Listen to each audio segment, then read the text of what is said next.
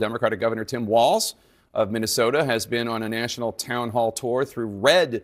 Yeah, Tim's demonstrating a little bit of misogynoir for saying that small being Kamala Harris should take ownership over her mistakes.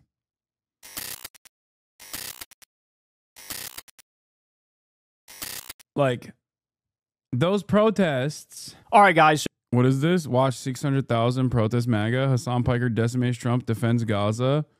Oh, hell yeah. Okay, Kyle. Okay, Kyle.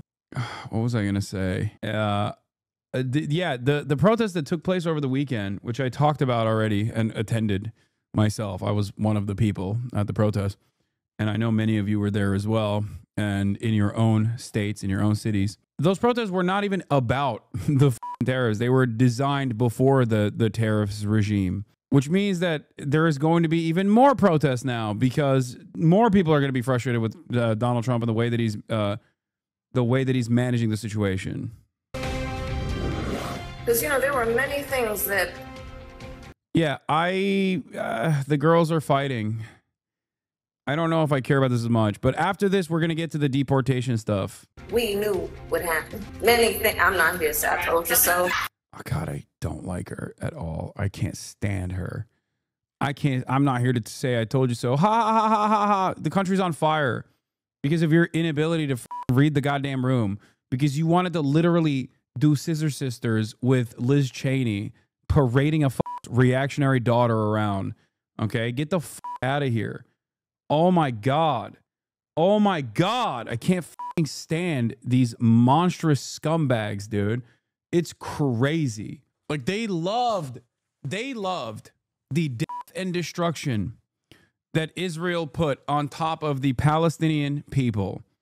No matter how unpopular it was across the political spectrum.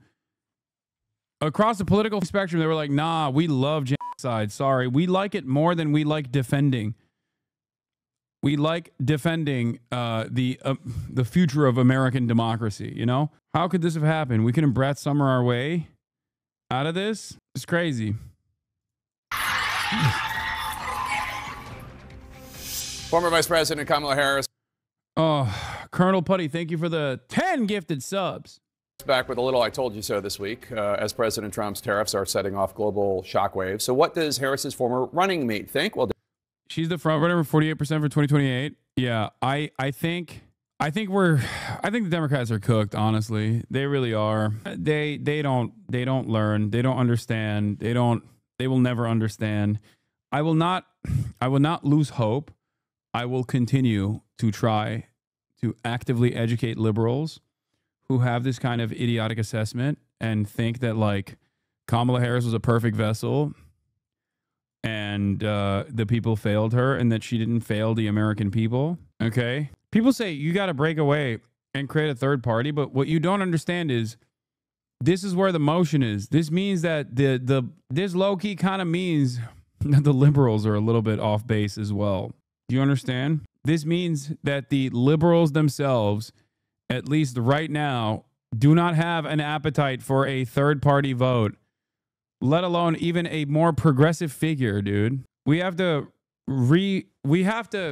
re-examine the way we look at like the Democratic Party's base of support. This is terrifying. Yeah, also here, if the presidential election, according to Overton Insights, if the presidential election were held again today, who would you vote for? Trump 48 against Harris 45. Oh, it hurts. It hurts. It hurts. It hurts. It hurts. It hurts. It hurts. It hurts so much, dude. Democratic Governor Tim Walz of Minnesota has been on a national town hall tour through red. Yeah, Tim's demonstrating a little bit of misogynoir for saying that small being Kamala Harris should take ownership over her mistakes. Congressional districts from Iowa to Texas to Ohio, and he joins us now from Columbus. Democratic Governor Tim Walz of Minnesota. You're the governor of an agriculture-heavy state, one of the top 5 in the country, I believe. What's your reaction to what you just heard from the agriculture secretary? Yeah, good morning, Jake. Well, I'm stunned. Your questions were spot on. It's very clear that she talked about the people she's listening to. That is not the agricultural community. It is certainly not producers. It's not folks like Cargill, CHS, General Mills, who are out in my district. Look, this is a really precarious time, and the flippant nature that we're just trying something new here is really dangerous. These markets took us years to develop, and we have to be dependable trading partners. They don't come back overnight. And everyone knows in the history of trade wars, agriculture gets hit the hardest. So I'm deeply concerned. It's our #1 export. Adding the tariffs, our two biggest export markets are Mexico and Canada. They're our great friends. This is just really, really terrifying. I would encourage, and I'll call the secretary, I'd encourage her to come to Minnesota and see everything that's on the ground. So look, it's a precarious time. So let me ask you, because another group you're in touch with, the United Auto Workers Union, you have a lot of that. They have supported you for years and years and years. They were excited to have you on the Democratic ticket. President Trump argues that these tariffs are needed to bring American manufacturing back and to help American workers left behind in places like Minnesota. He has support from the UAW. The UAW called his auto tariffs, quote, a long overdue shift away from a harmful economic framework that has devastated the working class. It signals a return to policies that prioritize the workers who build this country rather than the greed of ruthless corporations, unquote. I have to say, that sounds a lot like language you would use. What do you say to the UAW? Yes. It is what I would use. And here's the thing that the Democrats have to figure out. Donald Trump's language around this, he's not wrong that we've had manufacturing gutted. He's not wrong that we saw an outshoring. People of my generation were told, there aren't going to be any manufacturing jobs, so you need to go to college and rack up student loan debt. The problem is Donald Trump's solution to this is not the solution. Now, UAW is right. Certain tariffs, if they're on to steel or if they're targeted correctly, do make a difference. That's not what we're dealing with here. So just... Thank God, dude. Someone is messaging this appropriately. Holy shit. It's not meh. He's right. He's right. Democrats should not be in favor of free trade.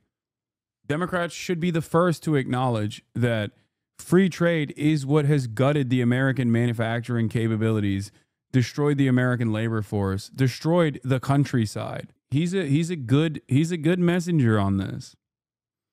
Bad take? Why is that a bad take? Free trade is nice. Without free trade, or with free trade, you have no manufacturing. Without manufacturing, you have no labor force. Without the labor force, you have no labor power. Without labor power, you have no way to... Without labor power, you have no labor unions. Without labor unions, you have no way to increase wages. Without increasing your wages, you arrive at what America is doing currently, which is 23% underemployment, gig economy jobs galore, no protections whatsoever, no mechanism of pushback against the one party that's supposed to be against the right-wing reactionary forces, and you arrive at a nation with no health care, with no future, no retirement funds, a nation in disarray. All of it ties back to labor at the end of the day. Free trade is nice if you are not in the U.S., though. No, it's not. That's also incorrect. What are you talking about? Free trade is not nice. Do you believe the fucking WTO narrative that free trade has actually greatly improved the living standards of all these other countries? No, obviously it has not. That is not the case at all.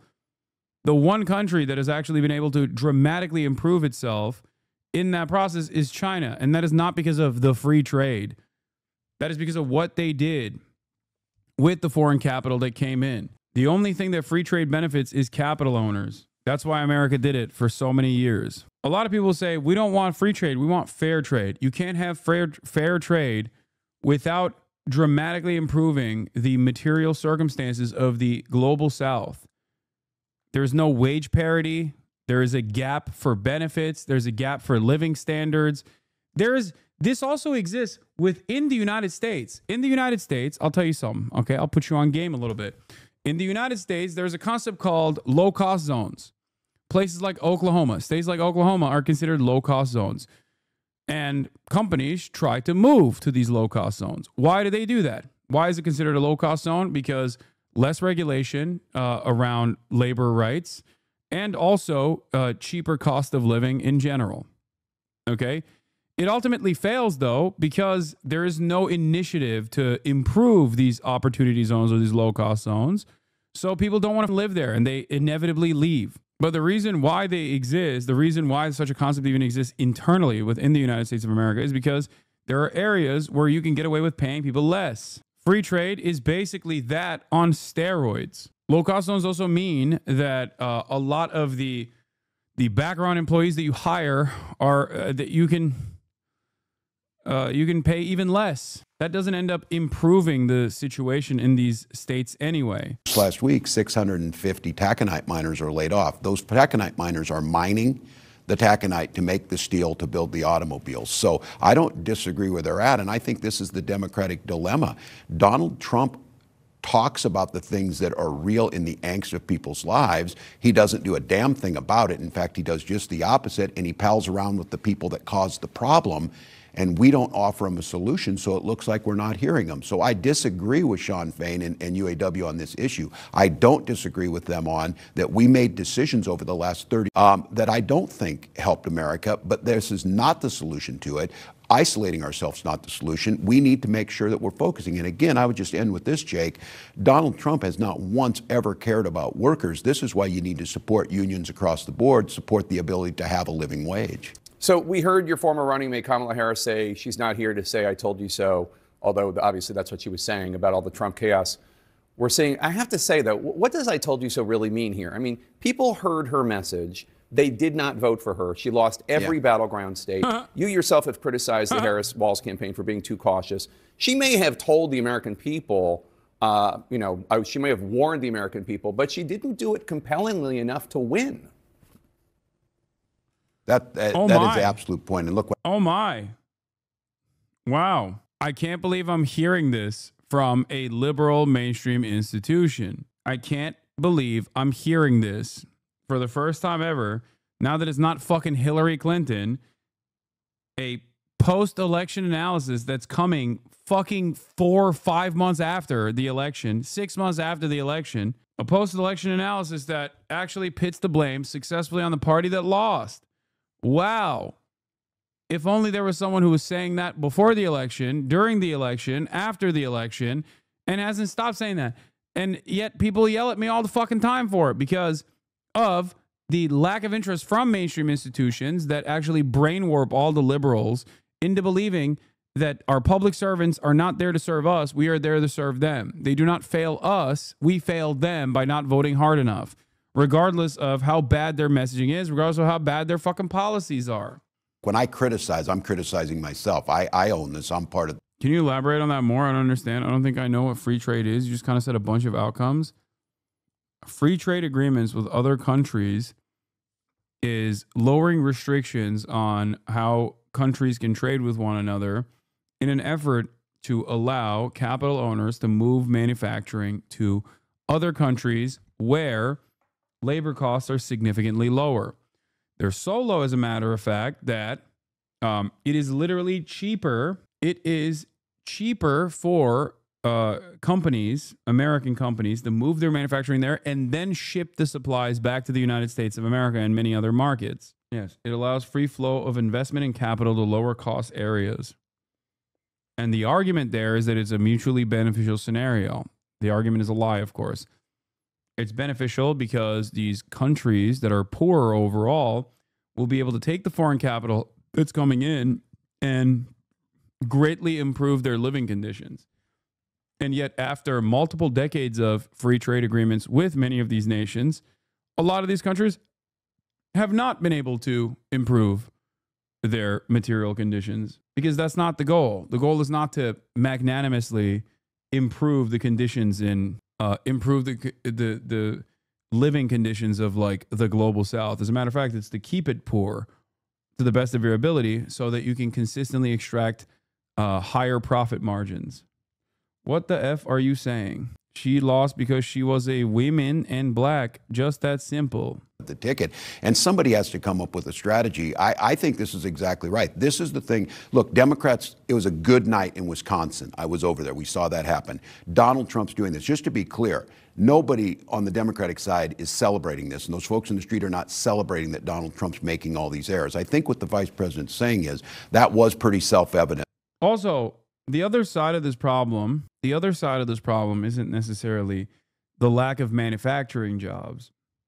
The other side of this problem is the reason why manufacturing jobs were desperately moved overseas, because those jobs historically had better union participation and therefore more power to bargain for their salaries and demand better benefits. This made it an incredibly costly endeavor for capital owners. Once those jobs moved overseas and labor union participation plummeted and labor power plummeted, there's also environmental regulations as well. You're right. There's a lot of stuff.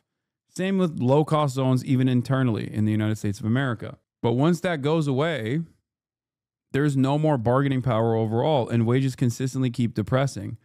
Pair that up with a steady flow of undocumented migrants that you keep undocumented in an effort to hyper-exploit people here domestically, and you arrive at the incredibly depressed wages of the American working class. No labor power, no power to fucking push back against even either party in the duopoly. And here we are. That he was going to do that. I do think the challenge for Democrats, and this is, I think, a structural problem that's going to take a lot more thinking. Why, with all of that out there, did they not think we were any better than that? And they didn't. And I'm very concerned with the folks who stayed home. And these are folks that I'll say once again, Donald Trump has identified their angst. They can't buy a house. They can't afford to get a good education. They're concerned that their economic future is so precarious it could slip out from under them. Less than half of Americans have $1,000 in savings. And I think, why would... The reality is that U.S. won't have the same manufacturing as the past. There needs to be an investment in education, including free university infrastructure investment. Yes. That's the other thing. Like, even if you weren't... Here's the problem. We already have jobs. We have a fuck ton of jobs. The problem is not that we don't have jobs. The problem is we don't have good pay. This is what a lot of people don't understand. They're fucking dense. They think like manufacturing jobs coming back to the United States of America means like 1965 levels of economic freedom, a single two-parent household with a wife that can stay at home, with children that go to college and go to public get the best possible public education with like a 12-person classroom. That's what they think is going to happen, and they're fucking stupid. That's not what's going to happen. We already fucking have jobs, because that's the argument, right? Oh, manufacturing comes back to the United States. All of a sudden, we have more opportunities to work in the factories. Like, bitch, your fat ass is not going to work in the fucking factory.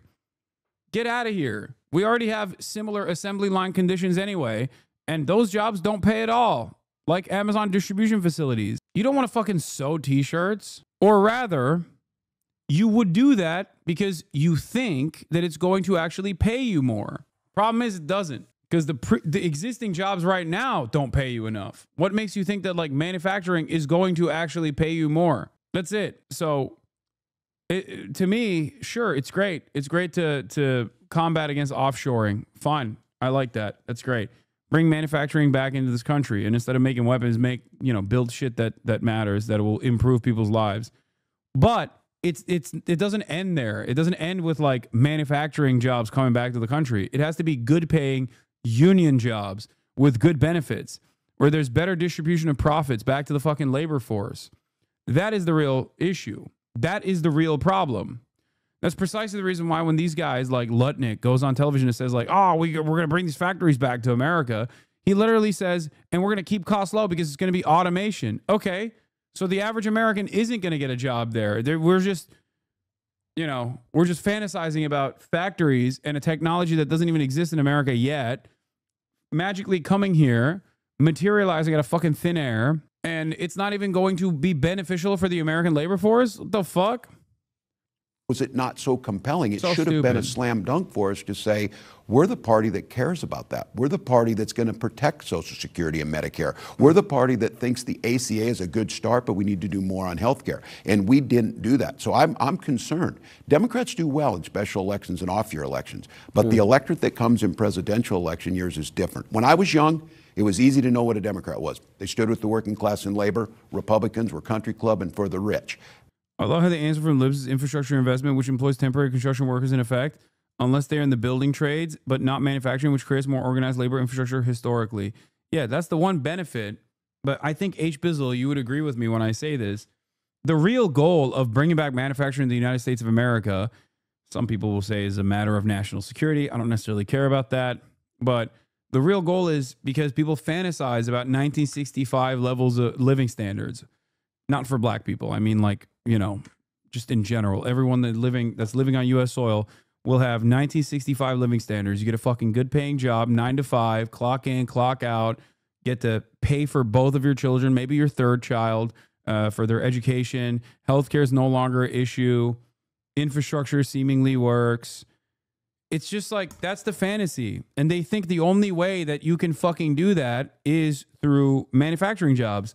I'm saying I don't have an issue with that because manufacturing, as H. Bizzle also correctly pointed out, is one of the best possible ways of maintaining permanent, long-standing jobs. Okay, it's one of the most resilient parts of the labor force because there's always need for fucking microwaves and shit. Okay, but the real reason why people want that is because of all the benefits that I'm mentioning, and you can't get those benefits without labor unions. You can't. Like if their goal is to bring back like sock factories and t-shirt factories and garment manufacturing to the United States of America, great. Except if they're not unionized, then those guys are not getting shit out of this. And if their goal is to inevitably automate all of that process through artificial intelligence and automation and robots and whatnot, then no worker ends up seeing the benefits of that anyway. Today, you ask people, they don't. We have a 29% approval rating. Yeah. It doesn't help us any that Donald Trump ends up with a 25% approval rating. We have to get back to the core issues that this is about making America able and innovative for everybody. Well, what do you make of the criticism that one of the reasons why your party was so resoundingly rejected last November is because Democrats were gaslighting the country, saying that inflation was not a big deal, heralding Bidenomics. Not only Biden, but Kamala Harris was heralding Bidenomics, pretending that there wasn't a problem at the border. And then fundamentally, this idea that President Biden was up for another 4 years of the job, while Americans in poll after poll for year after year were saying he's too old to do the job. Yeah. Who else wasn't calling that into question, though? Oh, that's right. You, bro. You and your lackeys. Your party stood against all of those things. Look, Joe Biden coming in and doing COVID and being a governor through COVID did a hell of a job. But I think one of the things that we didn't do is we assumed that we said, and it was true, that we were going to have a soft landing and our economy was better than the rest of the world. Better for who? Better for the working class who was saying groceries were too expensive, as they are now and going up. They got to see us talk about things. Again, I go back to this. Don't talk about food insecurity or housing type of issues. Talk about people being hungry and wondering where they're going to live, or about their children's future, about real security. And so I think your question is spot on. I think we got intellectualized on this. I think the fact of the matter is Joe Biden did soft land the economy. He did usher us through COVID. None of us are saying we should be soft on the border, but we allow a vacuum, and Donald Trump fills it, the 800-pound gorilla, and their narrative starts to stick, and we look weak. We look weak like we don't care. We look like look, Jake, I'm not going to say, you know, what we need to do is we need to just arrest people and ship them to El Salvador. No, we need to invest the money on border. We need to make sure that we have the judges necessary to adjudicate things faster. We need to make sure if you're going to be in this country here legally, and when you are, you're going to be uplifted, celebrated, and part of this great American tapestry. We didn't do that, and then it fills them. They'll find the example that is horrific where you have someone who's not here legally and they commit a crime. That is horrific, but we don't do a good job of telling that. Don't you think your party needs to acknowledge that President Biden was not up for the job of running for re-election and that this was a major mistake by the He made that decision. I know, but you all went along with the idea that he was up for it and he wasn't. And everybody saw it and the country rejected it. Yeah, well, look, history will tell us to go back. What? The problem is there was no underlying counter-messaging infrastructure from the Democratic Party, no initiative and no interest in combating the misinformation, and no interest in actually changing policy when they had the power to do so. Look at what Donald Trump is doing with the executive office right now. Okay, he's running his dick through everything. Now imagine if Joe Brandon, or any, let's not say Joe Brandon, but any Democratic leadership that had Donald Trump's interest, like, or not interest, that had the same momentum that Donald Trump had or has right now, the initiative that Donald Trump is demonstrating right now to solve some of these fucking problems in the direction that they claimed they would by saying, guess what? This is what democracy is. The people voted for me to do this. Donald Trump goes, guess what? This is democracy. The people voted for me to do this. I have the heavens mandate. Okay. I've been touched by God because of the victory that I secured over Kamala Harris and Joe Biden. And look at what he's done in just 3 months. Now imagine if Democrats did do that. If they weren't so fearful to break things every now and then, but in the direction of a greater good, just be stubborn and consistent and demonstrate your moral compass over and over again. Imagine if they did that. Like we were having a conversation about Brandon not being able to forgive student loan debt. Donald Trump quite literally has 1, violated court orders, and 2, continues to violate court orders, erode due process, and he signed an executive, he signed through executive authority the right to abolish the Department of Education. What are we talking about? He has de facto abolished the Department of Education. It's ridiculous. Yeah, he has also dissolved labor unions at the federal level. He did that in 3 months. Yeah, he signed an executive order to amend the Constitution, the 14th Amendment. Now, some of those things he's not going to be able to get across. But it's clear that when someone has the initiative, when someone is stubborn enough, apparently, when they win the presidency, they have a tremendous amount of power. Back on that case, Jake, what I'm concerned about is learning from those lessons. I would hope we would never do it again, make a mistake, make sure we go through and get someone. But I don't know where it helps us going forward. I certainly am deeply concerned that Donald Trump is going to lead us down a horrific look. Thank God it's tariffs that he said. Donald Trump listens to no one. Remember, Donald Trump has statements about, I don't think nuclear war would be that bad. I guess we're lucky that he went after tariffs instead of that route. Yeah. We have an issue in this country that is going to impact us. And if there is not a loyal opposition, if there's not some soul searching on our side, if there's not reaching out to those folks who are in the streets, they're leading right now. So quick question. I would tell everybody, you better get with them. Yeah. Quick question, because we got to go. But you said you're not going to run for the Senate seat there. Are you going to run for a 3rd term for governor? Are you possibly going to run for president in 2028? Well, I'm certainly thinking about running again in Minnesota if that's what they want. I am not thinking about running in 2028. And my advice to folks is if in this moment you're planning for 2028, you're going to get rolled by the people in the streets. You just need to be out there making sure you're helping and doing things like Cory Booker's doing things like Bernie Sanders, AOC, things that we see people out. Why are you bringing Cory Booker up, bro? Yeah. Democrats should be doing what Cory Booker's doing, which is yapping for 25 hours and then using the power of the pen to give more weapons to Israel so they can do better genocide. Boo.